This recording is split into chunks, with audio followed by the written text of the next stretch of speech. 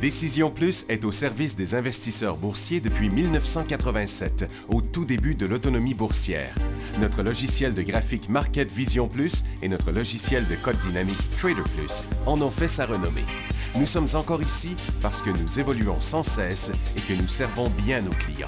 Découvrez nos produits et services spécialement conçus pour l'investisseur actif et autonome dans la boutique Décision Plus.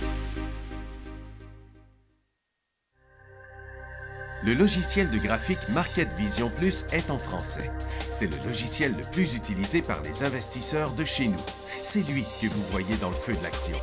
Trouvez, classez et analysez plus facilement avec cet outil sans pareil pour suivre la bourse et prendre les meilleures décisions.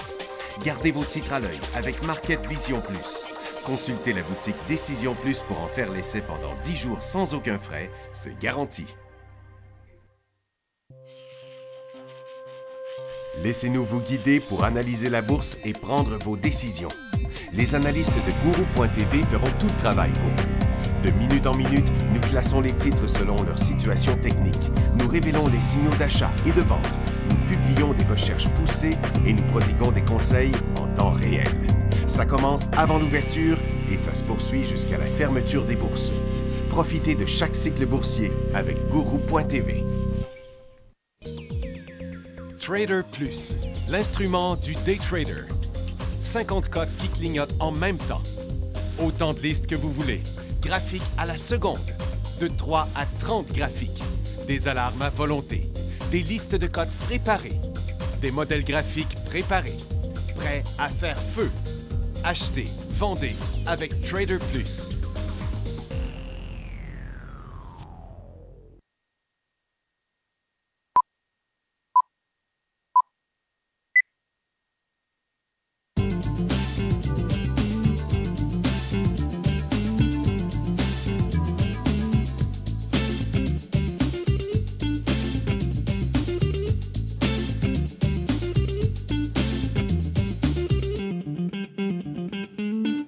Bonjour, bienvenue dans le feu de l'action, 11h30 jeudi le 15 décembre. On a des marchés en hausse, quand même une hausse assez importante aux États-Unis. En 135 points, on était à 150. Il y a quelques instants, on était à 19 930. On est allé à peu près à 19 950. Donc, on est toujours près des 20 000, mais on ne les a toujours pas atteints. On va commencer par parler de ce qui s'est passé hier avec le FOMC. Après ça, on va aller faire le tour de nos marchés, de nos secteurs importants. J'ai encore quelques questions à vous répondre.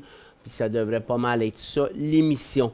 Donc, premièrement, on a eu l'annonce du FOMC hier.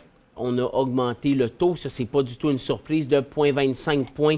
On va aller regarder nos secteurs en intra-séance pour voir comment ça a réagi. Donc, la cote que vous voyez ici, ça, c'est la première cote qu'on a eue à 14 heures sur les indices. Puis après ça, on les a vus, ils ont accéléré à la baisse en après-midi. Toronto, c'est celui qui a perdu le plus de points. On parle d'environ un petit peu moins de 200 points.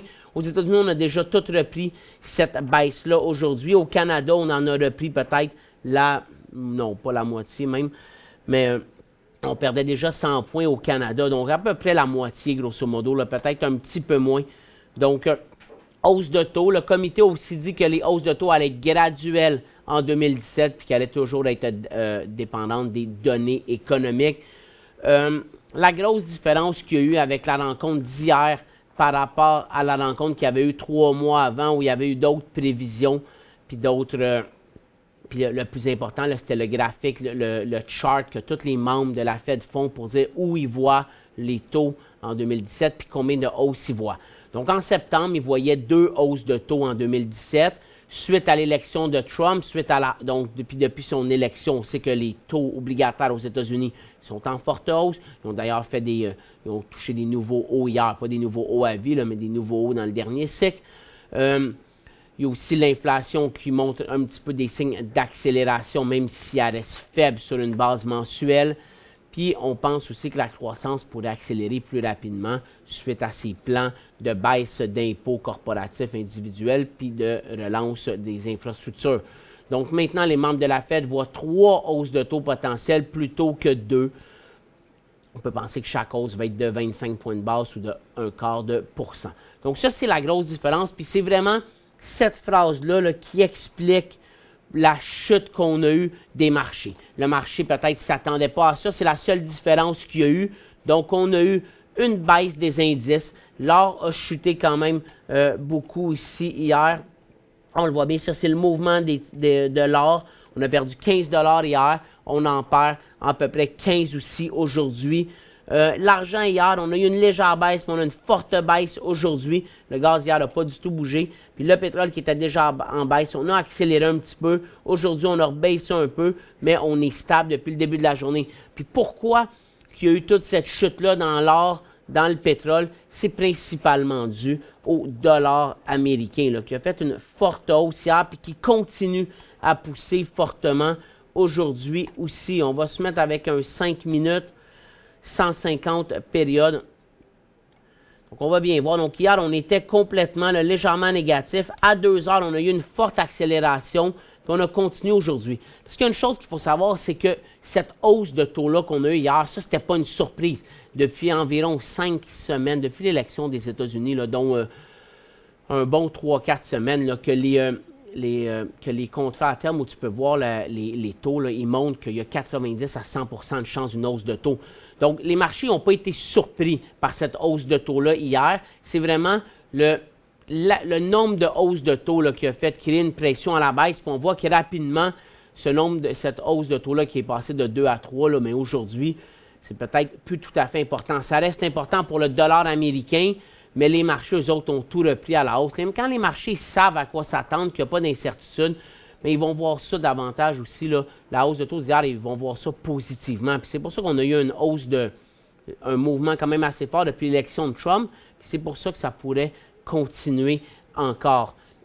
Par contre, ce qui arrive, c'est qu'avec une hausse du dollar américain importante, on est à un sommet des 13 dernières années aujourd'hui sur l'indice du dollar américain par rapport aux autres devises. Mais ça vient pénaliser les investisseurs, les acheteurs étrangers des ressources de pétrole, d'or, d'argent. Puis ça peut être pour ça qu'on a vu une chute importante. C'est l'or, on est rendu à 1125. Hier, on était à peu près à 1160 avant ces mouvements-là. Donc, on a perdu environ 35 $ depuis hier. Les titres orifères perdent déjà beaucoup moins que l'or aujourd'hui. Il faut faire vraiment attention à penser qu'on peut avoir encore beaucoup de chutes d'ici la fin de l'année sur ces secteurs-là. Je pense qu'on peut avoir une hausse des marchés, mais je ne suis pas convaincu que les titres orifères et argentifères vont encore chuter beaucoup. Je pense qu'il y a beaucoup de ça qui était déjà intégré dans le prix, puis c'est pour ça qu'on avait eu une chute avant. Donc, c'est ce qu'on a eu hier vraiment. Si on vient regarder notre marché, avec la chute d'hier, bien, on venait faire une belle formation neutre. Là, ce qu'il faut espérer pour avoir le scénario le plus facile à transiger, c'est qu'on a une correction demain, puis que vraiment lundi, on vient de décoller. Comme ça, on aurait une formation neutre quand même assez importante sur Nasdaq. Puis si on pouvait décoller demain, lundi, après une légère correction, bon, ça fait un début de cycle haussier. Puis là, on commence un cycle haussier pour les 2 dernières semaines de l'année, qu'on appelle souvent le Christmas Rally.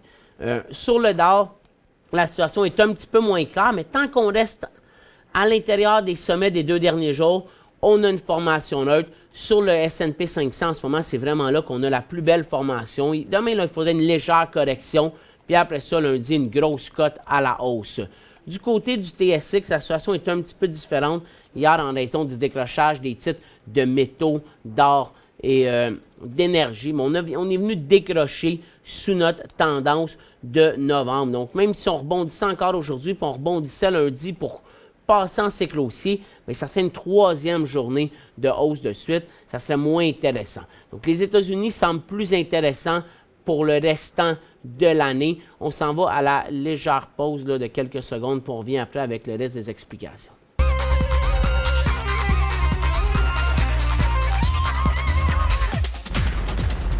Comme je disais, les États-Unis semblent un marché qui pourrait être plus intéressant que le Canada pour le restant de l'année. L'autre chose, par exemple, qu'il faut voir, c'est les 20 000 points. Si on touche les 20 000 points, il va falloir voir la réaction des marchés parce qu'on est passé, si on revient sur le SPY, on a brisé les 19 000 le 22 novembre. Aujourd'hui, on est le 15 novembre. Donc, ça va avoir pris à peu près là, rapidement 1, 2, 3, 4, 5, 6, à peu près 17-18 jours pour se rendre à 1000 points plus haut. Donc là, c'est quand même énorme comme hausse. Ça s'est fait avec une très grosse journée ici, puis depuis ce temps-là, c'est un petit peu plus difficile.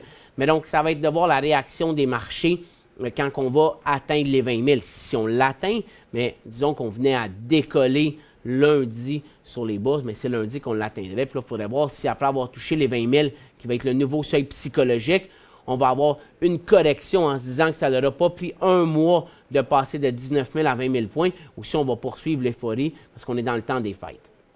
Ça, je n'ai pas cette réponse-là à vous donner. Si on vient voir nos ressources, donc le pétrole, légère correction, on reste au-dessus des 50 $. Donc de ce côté-là, ça va. Le gaz, on a eu une belle cote sur les inventaires à 10h30, mais on a tout perdu, ce mouvement-là. On revient dans notre formation neutre. Le gaz, c'est quand même à surveiller. À la baisse, je pense que HND ou D-Gas pourrait être intéressant si on vient décrocher vers les 8,60 $. Du côté de l'or, on a vraiment décroché hier. On continue aujourd'hui, on fait même des nouveaux bas au moment où on se parle. Presque des nouveaux bas, pas tout à fait. Du côté de l'argent meilleur, très faible réaction. Aujourd'hui, 5 % de correction. Dollar américain, on l'a regardé. Donc, ça fait que l'euro perd un autre euro,3. On arrive très près de la parité. Puis le dollar canadien perd 2 tiers de sous. Donc, depuis le sommet d'hier, si on vient regarder là, notre dollar canadien, donc on était là à 2 heures à 75 sous, puis on est rendu à 73,75. Donc, on a perdu un sou et quart. C'est quand même beaucoup en 2 jours. Le pound est en chute aussi. Puis, c'est ce qu'on a. Les taux, quand on regarde, plus les taux vont à court terme, plus qu'ils continuent à chuter. Donc, ça veut dire que, par contre, plus que les... Ça, c'est l'inverse des taux qu'on a. Donc, plus que ça baisse ici, plus que les taux montent.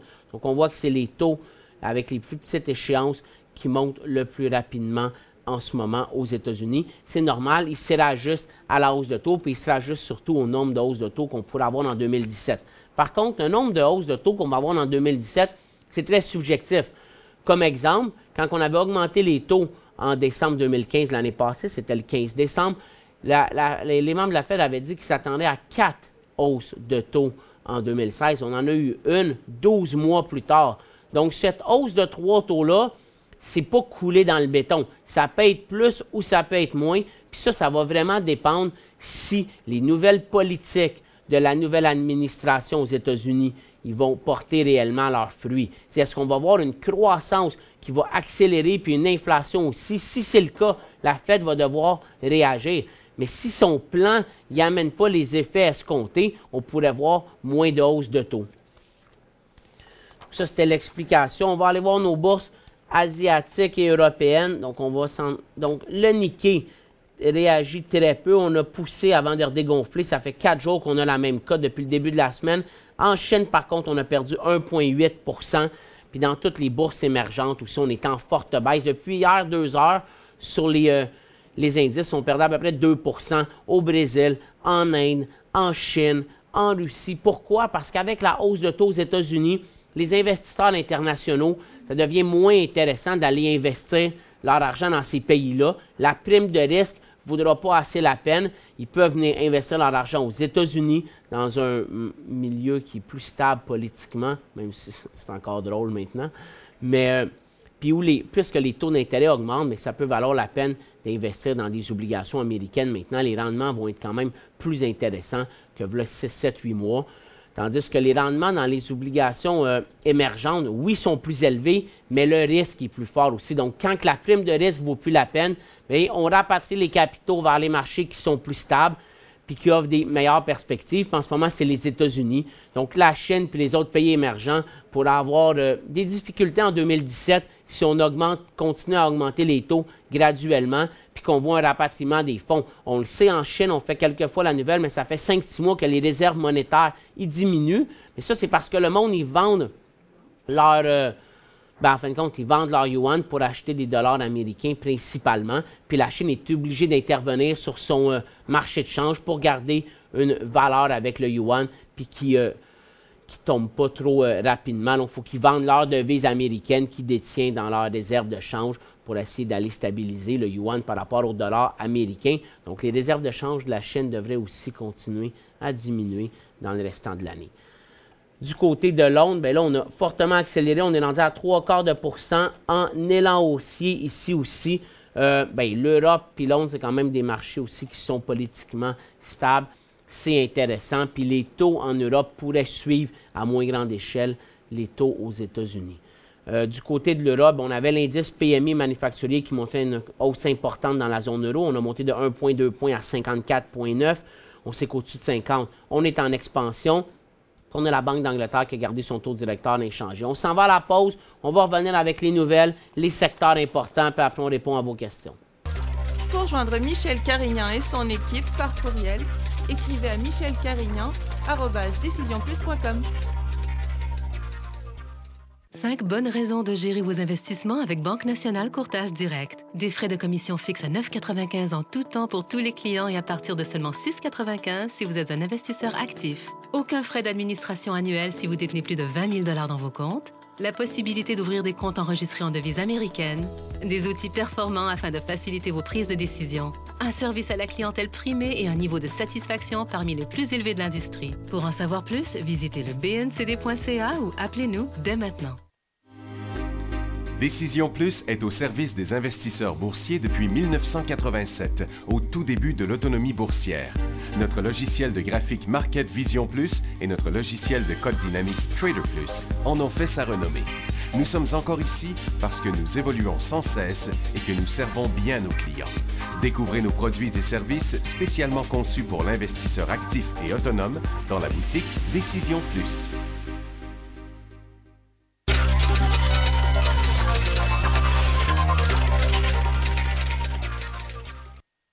OK, donc bienvenue, retour de la pause. Donc, je vais vous montrer les secteurs canadiens avant d'aller montrer les titres à l'intérieur des secteurs. Donc, le seul secteur qu'on a en cycle haussier au Canada, c'est le secteur financier, qui est aussi fort aux États-Unis.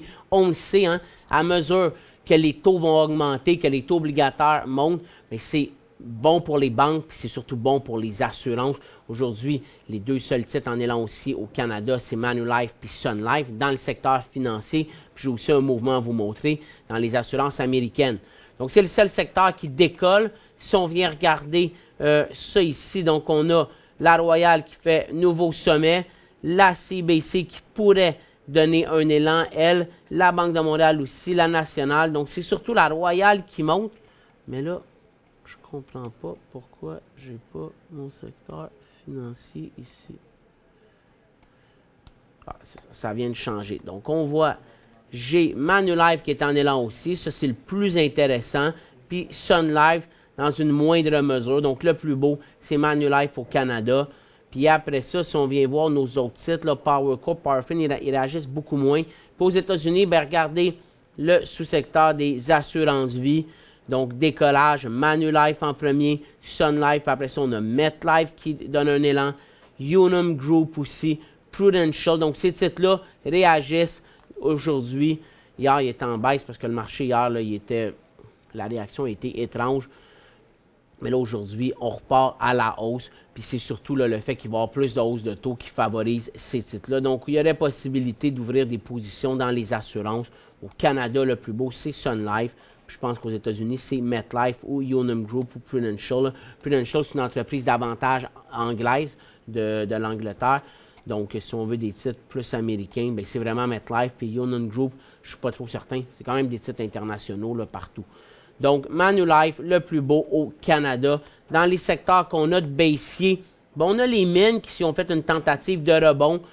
Santé qui rebondit aussi, mais qui reste baissier. Puis c'est matériaux, puis Orifère, là, les deux plus importants. Si on vient voir nos secteurs, bien, Orifère, on le voyait il y a quelques instants, là, on a fait un nouveau bas à vie. Puis le secteur minier, là, on a rebondi quand même depuis le début de la journée. Depuis le début de la journée, on est en léger rebond, c'est ça, mais pas assez pour revenir en cycle neutre. Énergie, c'est complètement stable. On pourrait même repasser baissier, mais ça, c'est un secteur qui est en cycle neutre. Santé, légère baisse qu'on a, on peut aller voir c'est quoi dans un instant. Puis dans nos secteurs neutres, il n'y a pas de secteur pour l'instant qui devrait décoller. Par contre, selon le scénario que je vous ai parlé, par contre, si on avait un décollage, le secteur énergie pourrait être intéressant lundi. Ça, c'est à surveiller. Au Canada, honnêtement, c'est pas mal le seul. Là. Industrie, c'est principalement CNRCP qui chutait beaucoup hier, qui rebondissent énormément. Donc, c'est vraiment le secteur énergie au Canada qui pourrait être intéressant.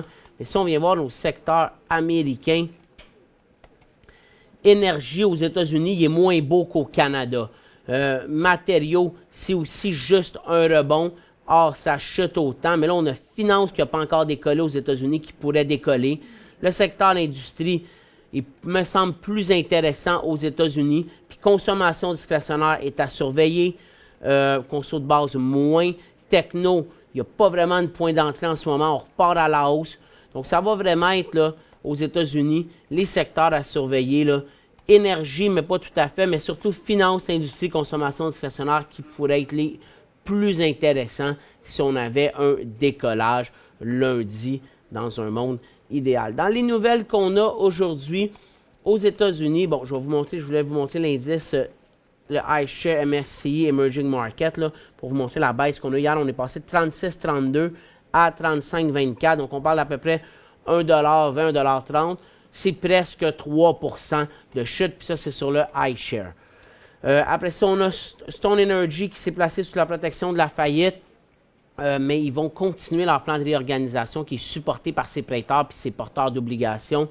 Le titre a fait un beau rebond. Ces titres-là, c'est pas vraiment intéressant à transiger aujourd'hui parce que le rebond s'est fait sur 3 cotes, puis depuis ce temps-là, c'est stable, puis on revient à notre grosse résistance. Du côté de Yahoo, ben, vous le savez peut-être, ils ont annoncé hier soir une deuxième brèche de sécurité là, qui toucherait 1 milliard d'utilisateurs. Ça s'est passé il y a environ 3 ans. Puis ça, c'est en plus des 500 millions qui avaient eu une brèche de sécurité aussi qui avait été annoncée en septembre, pas longtemps après que Verizon avait dit qu'il était prêt à acheter les actifs essentiels ou Internet de Yahoo pour environ 4,5 millions. Mais là, aujourd'hui, Yahoo perd 5 %. On devait être à 6,7 au bas. Puis là, il faut penser que Verizon, bien, il continue d'évaluer l'acquisition de ces actifs-là, mais ça ne doit pas être très bien vu là, chez Verizon. Tout ce qui se passe, c'est 1,5 milliard d'utilisateurs qui auraient été hackés leurs données personnelles. On avait aussi une nouvelle sur VTV Therapeutics, mais ça l'a complètement dégonflé. Au Canada, à Tabasco Oil, dans l'énergie, fait l'acquisition d'actifs de Statoil pour 832 millions. Puis la grosse nouvelle, c'est Bombardier, qui est en élan aussi sur un fort volume. Donc, Bombardier, hier soir, ont publié leur plan pour 2017. Donc, ils s'attendent à une hausse significative de leur rentabilité en 2017 en raison de la suppression de 14 500 emplois. Ce n'est pas vraiment la bonne façon d'augmenter les profits quand tu coupes des emplois, mais c'est comme ça que Bombardier va réussir en 2017. L'entreprise prévoit toutefois livrer moins d'avions que ce que s'attendent les analystes. C'est un peu normal, hein, quand tu coupes 15 000 emplois, il faut que ça se reflète sur tes chaînes de montage et ailleurs. Ils disent qu'ils vont toujours livrer au moins 30 avions de la C-Série, mais d'après moi, ça reste à voir. Donc, Bombardier, élan haussier, quand même un titre aujourd'hui qui est intéressant, fort volume. Le prochain point là, pourrait être aux alentours des 2,01 $ en intra-séance avec une possibilité que ça poursuive. Le potentiel, par contre, n'est pas très grand. Hein. Quand on regarde ça, là, moi, c'est pas un titre que j'achèterais tant qu'on ne passerait pas vers les 2,10 $. Au moins briser là, toutes ces fermetures-là. Puis après ça, il y a tous ceux-là aussi. C'est pas un titre facile à transiger Bombardier en ce moment, puis à savoir jusqu'où ça peut aller. Puis après ça, ben, on trace notre ligne de tendance comme ça, puis on voit que le potentiel pourrait peut-être être à 2,50, 2,30, là, dépendamment quand on va se rendre là. C'est ce qui complétait nos nouvelles. Donc, on s'en va à la deuxième pause. Je vais vous montrer que les secteurs énergie mènent or après, puis on va aller voir les questions.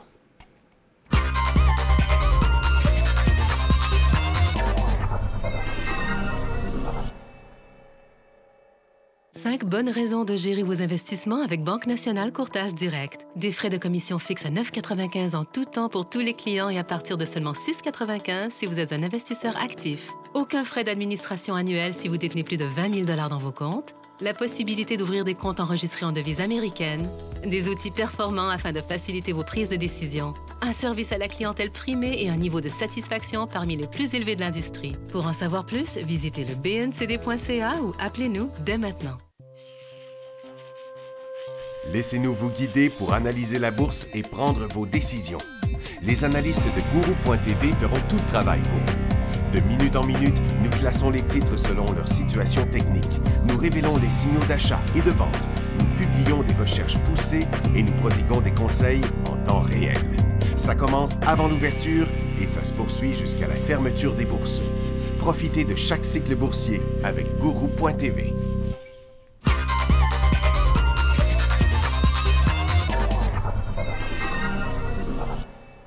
Avec le secteur énergie. Donc, énergie, je vous ai dit, je pense que c'est un secteur qui est à surveiller au Canada.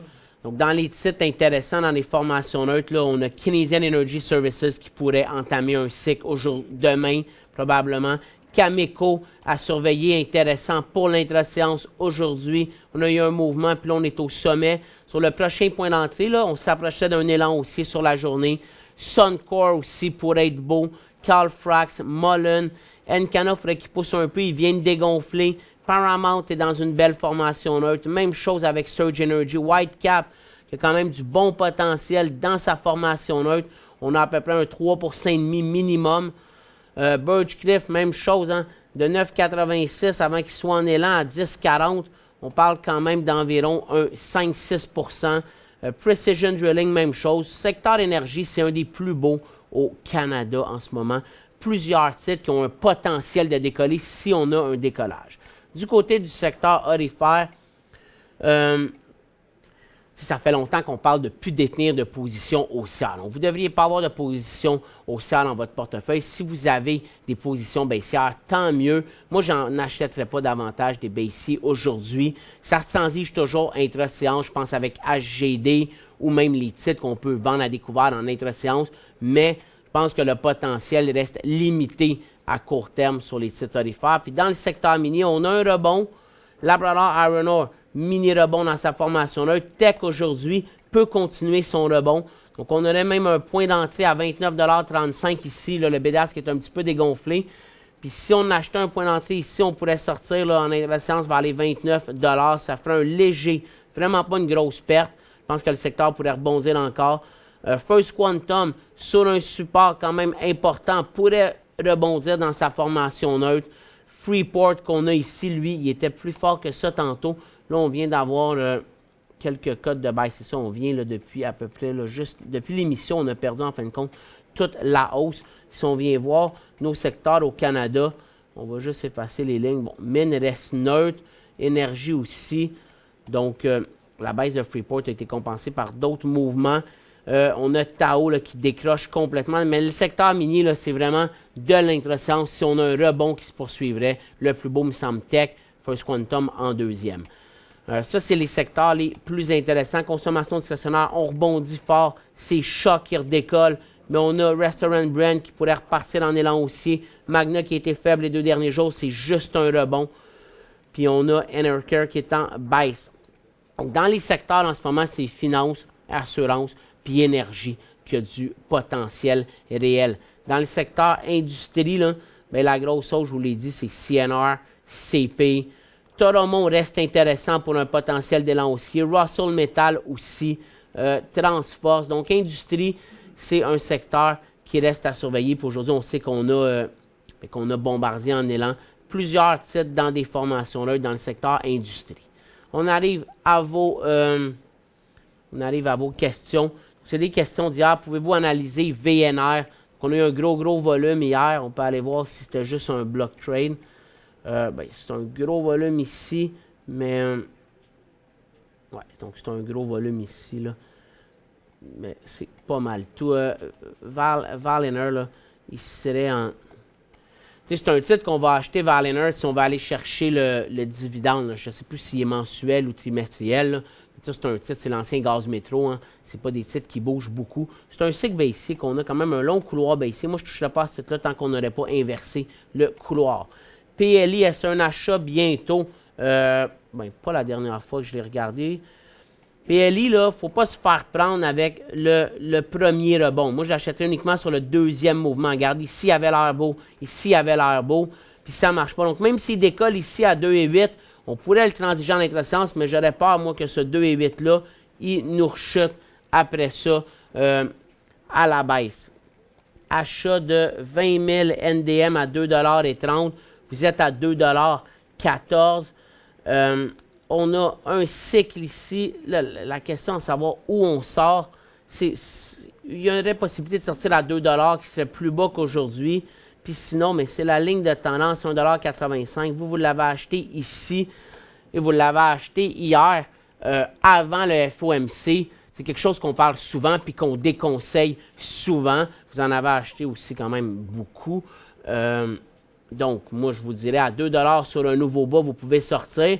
Mais tu sais, ça se peut qu'il rebondisse aussi quand il va avoir atteint sa ligne de tendance. Vous n'êtes pas dans une situation facile ici. En l'achetant là, vous auriez dû savoir c'était quoi votre point de sortie. Moi, j'ai de la difficulté à définir le point de sortie autre que plus bas que 2. Tu sais, même ce matin, ça répète le point de sortie. Donc, je dirais 2 $ sur un nouveau bas. Je serais inquiet. NMX, LIX comparé. Bon, c'est deux titres de lithium. NMX, quand on les a reçus en entrevue, ils semblent avoir des bons projets. Ils n'ont pas chuté depuis, tandis que Lithium X Energy, ça, je le connais beaucoup moins, celui-là. Mais lui, c'est vraiment une longue formation. 2,50 $ le prochain point d'entrée ici. Puis ici, ça fait 1,40 $. Je pense que Nemaska, c'est un titre qui est plus avancé pour atteindre un certain niveau de production. Mais là, il faudrait aller peut-être davantage lire sur les deux compagnies pour avoir plus de détails. ABI, depuis 9h36, il semble y avoir un arrêt de transaction. Oh, excusez, mauvais titre. Donc, ABI. Bah, je pense que le titre, c'est juste qu'il transige peut-être pas tant que ça, mais il ne semble pas avoir un arrêt de transaction. Vous en avez acheté 2000 à 10,05 $ ici. Quand on regarde ce titre-là, c'est vraiment des points. Ça a fait une grosse hausse sur des points, puis là, ça l'a chuté après. C'est comme ça que je vois ça. Appelez votre... Vous, si vous semblez avoir un problème avec votre courtier, donc c'est votre courtier qu'il faudrait voir, mais je pense pas que le titre a arrêté. C'est juste que c'est pas un titre qui transige tout le temps. Donc, on voit, regarde, la dernière transaction, c'est à 10h34. C'est pas parce qu'il y a un arrêt de transaction, c'est parce que c'est un titre qui est peu liquide. C'est ce qui complète l'émission. Je veux juste rapidement là, vous parler. On a un mouvement dans le transport maritime aujourd'hui. Plusieurs titres qui sont intéressants. Gars, je vais vous les mettre comme ça. Je finis là-dessus. Pour ceux qui sont sur Guru.tv, vous pouvez aller voir pour plus d'explications l'émission de 10h30 puis la liste qu'on a publiée. Donc, je vous souhaite une bonne journée, mais intéressant pour l'intra-séance, mais il y a beaucoup de risques dans ces titres-là. On se revoit demain 11h30 dans le feu de l'action.